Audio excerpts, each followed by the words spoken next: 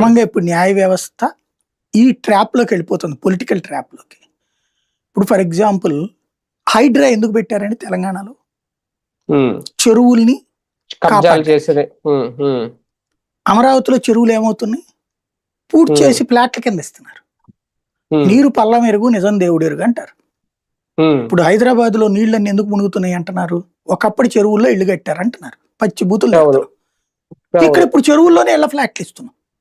ఎవరికి హ్మ్. స్థలాలు ఇచ్చింది రైతులకి. హ్మ్. హైకోర్టు ఆ పక్కనే ఉంది. హ్మ్. ఏమైనా యాక్షన్ తీసుకుంటుందా?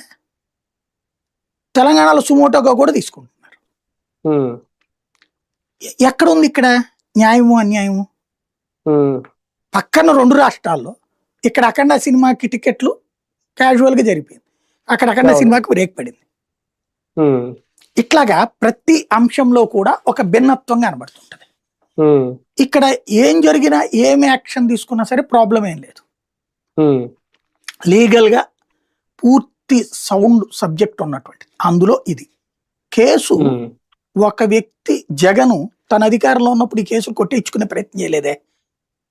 అప్పుడు కేసీఆర్‌గా అక్కడ ఉంది. అవును. హ్మ్. ఆ కేసులు విత్‌డ్రా చేయించేసుకోవచ్చు కదా! హ్మ్. కానీ సెంట్రల్‌లో సీబీఐ.